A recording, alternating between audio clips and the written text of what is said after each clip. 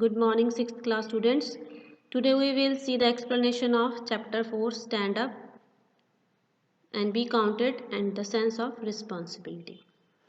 So let's see the concept first. Responsibility implies responding to the call of duty, being dependable and upholding the trust reposed by you in you by your parents, colleagues, elders, employers, etc. So what is responsibility implies means responding to call your duty. So whatever the duty is given to you, you have to give response accordingly, and being dependable and upholding the trust repost means you have to build up the interest which is taken by your parents believe in you that you have done this work, that's why they have given you this responsibility, or your colleagues if have given any responsibility, or elders have given any responsibility, employers if have given any responsibility, then how you will fulfill that responsibility, that we will see in this chapter.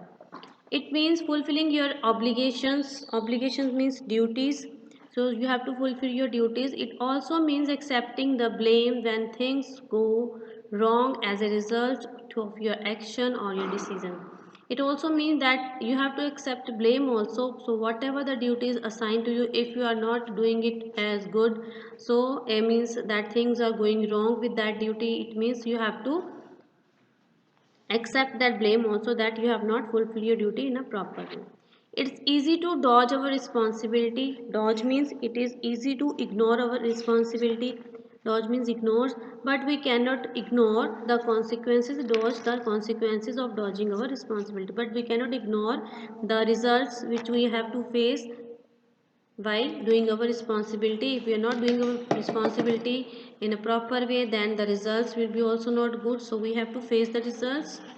Okay, so let's see. There is one story of man Malku, who was a landless farmhand, leads a life of hardship and penury, working with a for a rich zamindar somewhere in the rural India. So this is the man of landless farm hand means farmer जिसके पास कोई अपनी ज़मीन नहीं थी, leads a life of hardship, बहुत ज़्यादा misery, hardship बहुत misery, दयनीय हालत में, penury very great in great poverty he is and working in rich, ज़मींदार के साथ काम करता था, वह somewhere in the rural India.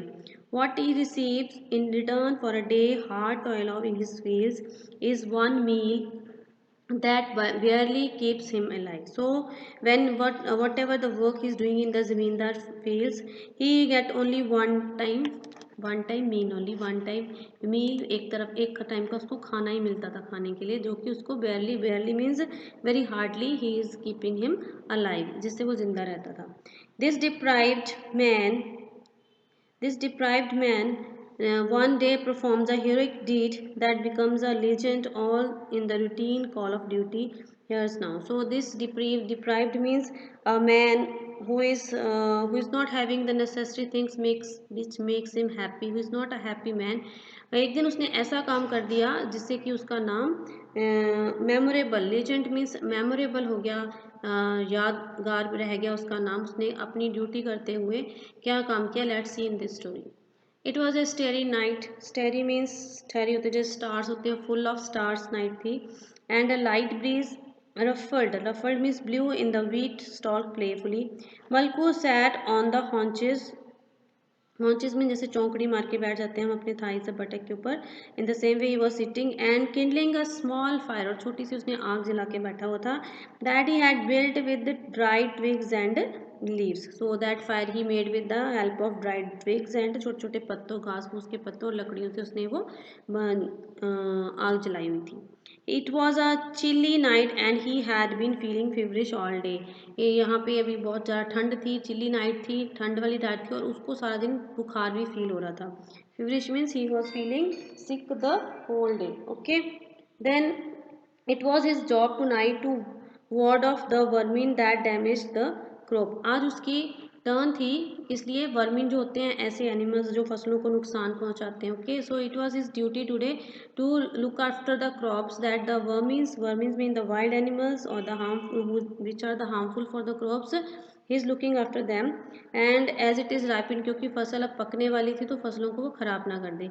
He had worked in the field that whole day, उसने सारा दिन खेतों में काम किया, and just the time for a brief rest and the day's meal at the zamindar house before returning to the keep watch over the almost steady wheat field all 10 acres of it. तो सारे दिन में उसको थोड़ा सा time rest करने के लिए मिलता था, फिर एक टाइम पे खाना खाता था, खाना खाने के बाद फटाफट वो रिटर्न कर जाता था खेतों में उसकी देखभाल करने के लिए। Okay, come on the next page.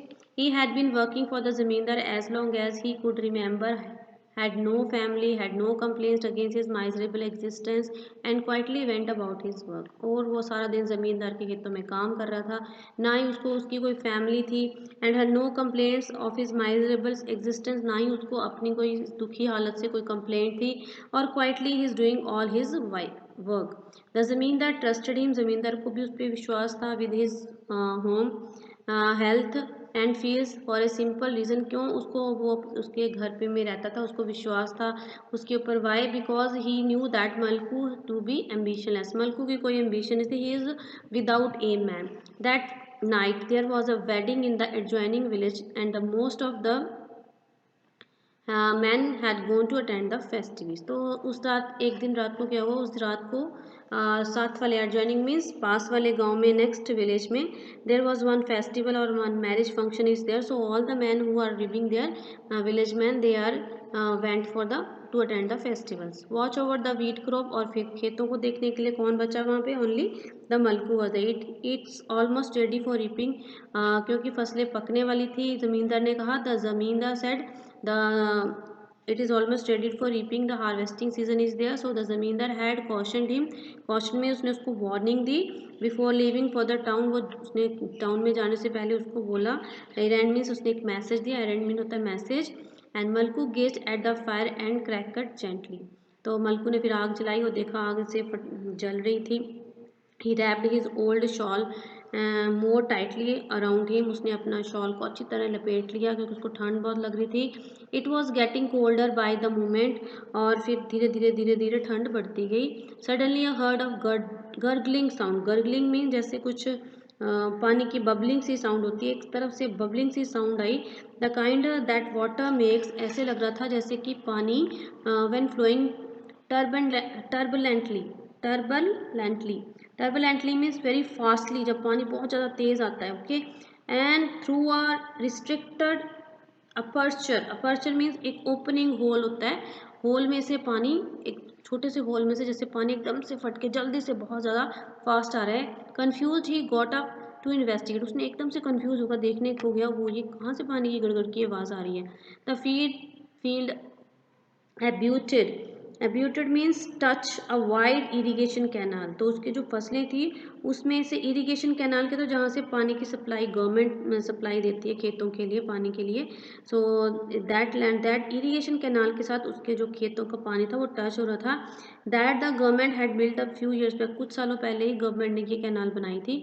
And this had made a cultivation easier for more productive, क्यों बनाई थी, बिकॉज इससे खेती बाड़ी करना आसान हो जाता है और फसलें और ज़्यादा पानी उनको आराम से वहाँ से मिल जाता है। एंड एनहांस द जमींदार अर्निंग्स मैनिफोल्ड, इससे ज़मींदार के खेतों को पानी भी मिल जाता था और उसकी अर्निंग मीन्स उसकी जो पैसे थे, इनकम थी, वो और ज़्यादा बढ़ जाती थी। The water level in the canal was regulated by sluice gates and position every 5 miles and a chowkidar kept eye on each. जो वाटर लेवल की कैनाल होती है उसके ऊपर स्लाइस गेट्स पे, ऊपर स्लाइस गेट्स होते हैं ऐसी जगह जहाँ पे कुछ लोग बैठे रहते हैं जो ड्यूटी पे होते हैं, देखते रहते हैं कि, और 5 मील के थोड़ी थोड़ी दूरी पर देखते थे कि पानी कहीं ज़्यादा ओवरफ्लो तो नहीं कर रहा। As a Malku near to the canal, Malku canal के बिल्कुल पास था। He was turned to see, वो एकदम से हक्का बक्का रह गया। Surprise, turn means very surprise, to see that the water had risen up to the bunds of his fields, इतने वो पानी जो एकदम से बहुत हाइट से, उसकी पानी की हाइट एकदम से बढ़ गई। And it is coming near to his fields,